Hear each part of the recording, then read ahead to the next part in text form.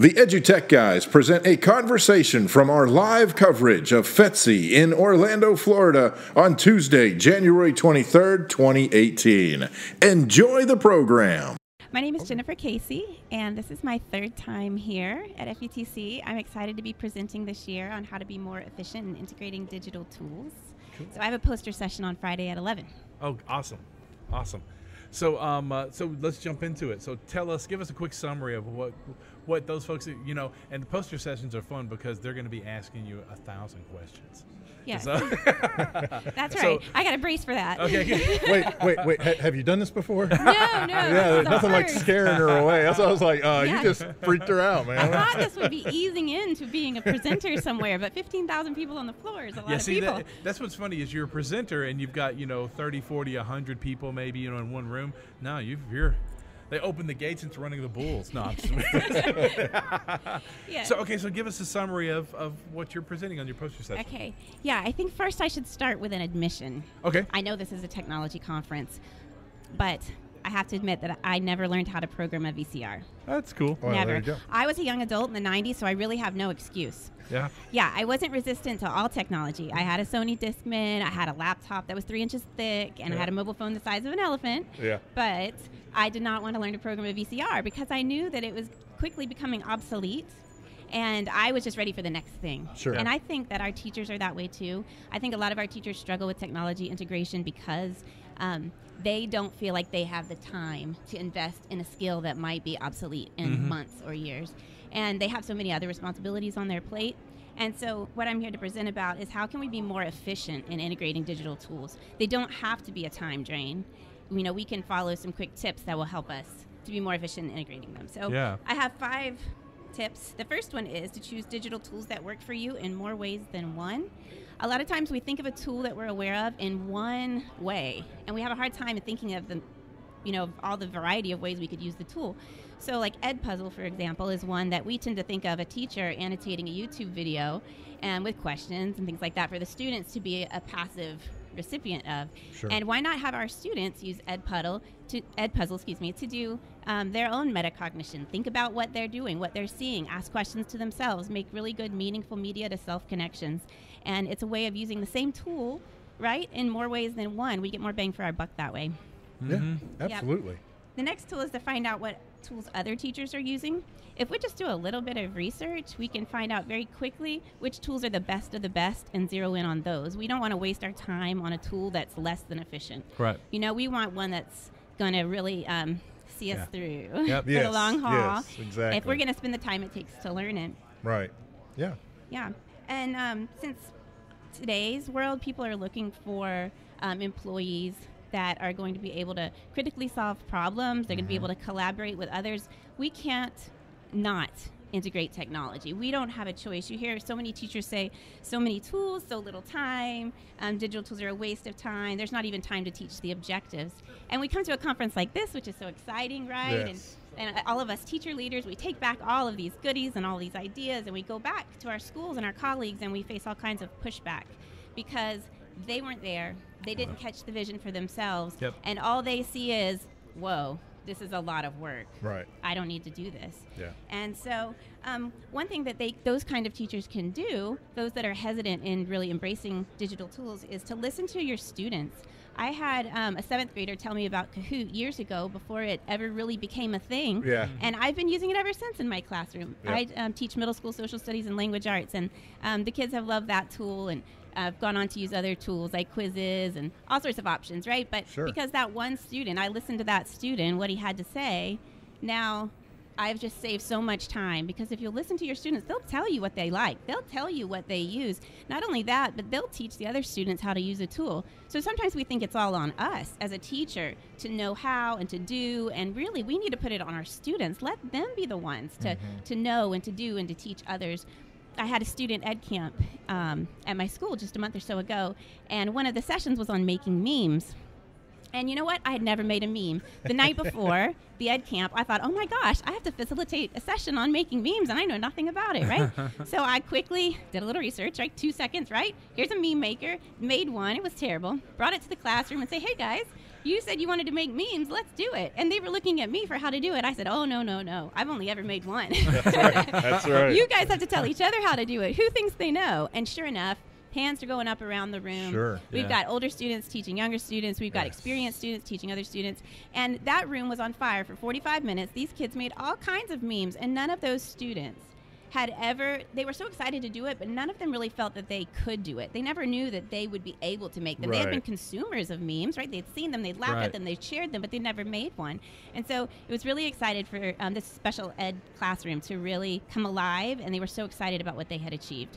And I think that if we can do that, if we can listen to our students and trust their expertise, then it's going to go a long way toward helping other teachers and inspiring other teachers that it can be done. It doesn't have to be seen as another thing on their to-do list. Right. Another to-do. Exactly. Yes. Yeah.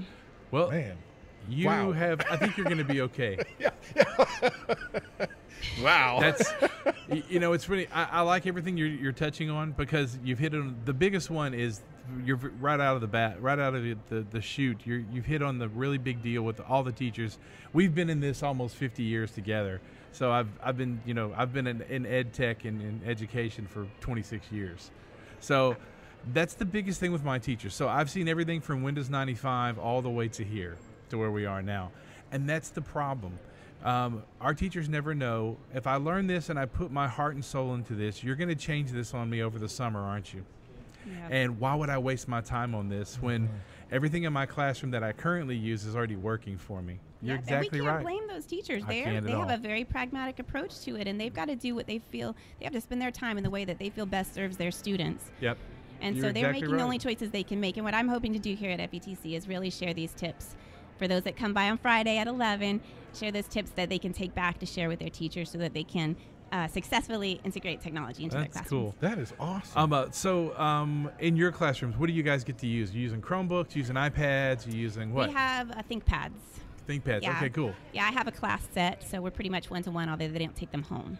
Well, we were talking earlier, when I was in school in the mid-'80s, the only thing we had was a textbook.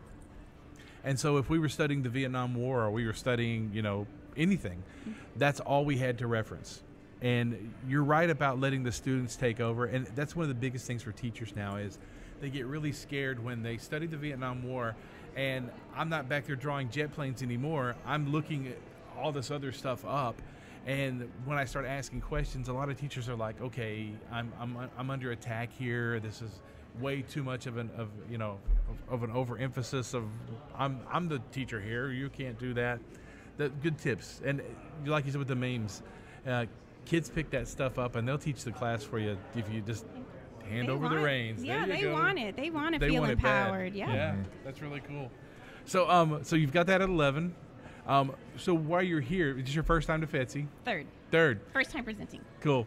So what else is piquing your interest to prep you for Friday? Last year, I never made it over to the augmented reality section. I never experienced that, so I want to try that. Yeah. As a social studies teacher, I can imagine what that might be like in the classroom, so I want to kind of get my feet wet. We're going to share one with you then here in a second. You'll like it. Yeah. So I definitely want to do that. I want to check out Nearpod because that's something I haven't used in the classroom. And I'm here with my husband. He's also an educator, IT administrator, and so we're going to go just really survey what's going on while we're here and take in Orlando, too. Hey, you could sit down. We got to talk with him, too. Jeez. See, look. I knew if we jerked his chain a little bit, he'd sit down. She was trying to keep me. She was trying to keep me away. So this is my moment. So So let me first tell you about a great group you can look for here, and they're called 3D Bear. Is that right? 3D Bear. .io. So they make this app that lets you do augmented reality and place 3D objects inside it. But what it also lets the kids do is create their own 3D objects using CAD or whatever else and upload it into it.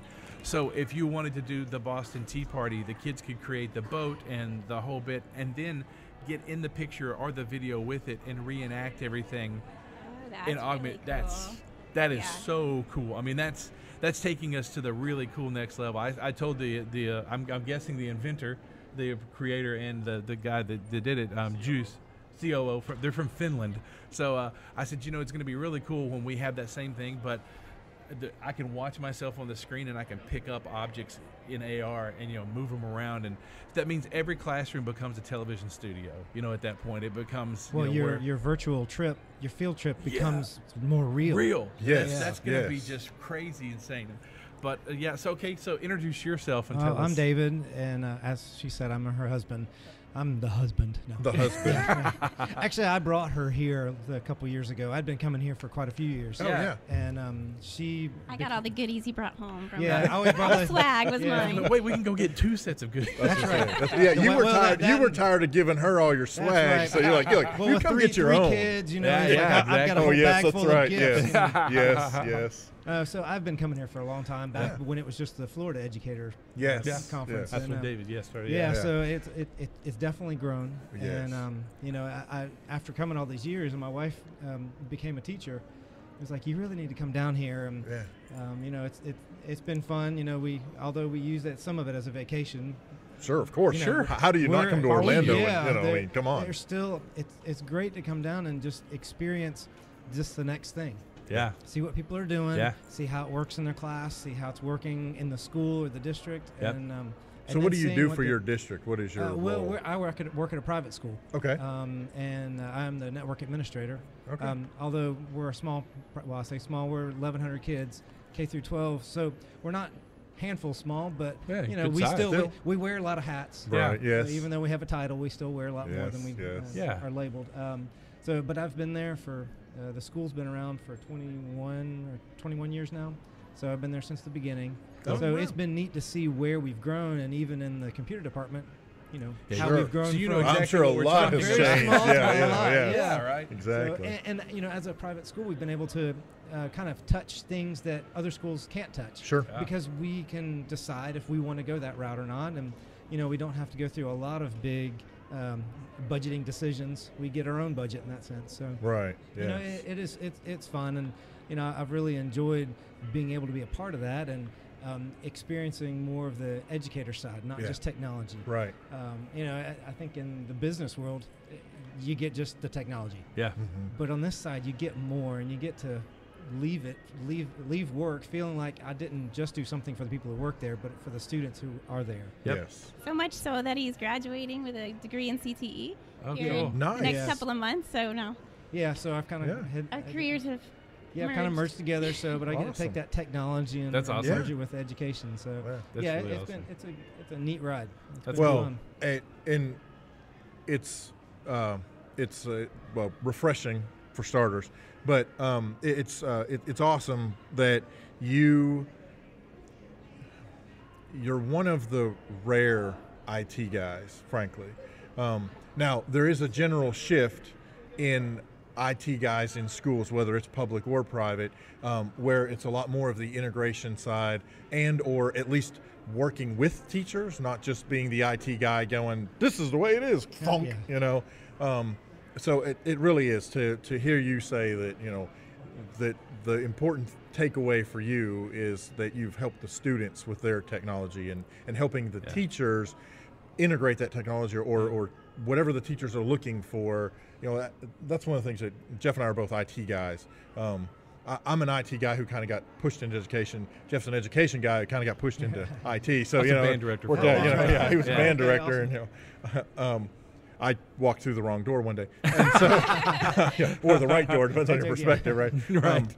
But it's great. It's great. I love hearing when you have folks who are in IT who are willing to listen to the teachers, and the teachers say, we would like this, or the students say, hey, can we do this? And as IT guys in a school, really it's our job to say either yes, and here's how we can do that, or, and we're the stuff guys, and sometimes the answer is no, you can't do this, but here's why. And hopefully we can say, we can't do it this, but maybe we can do that.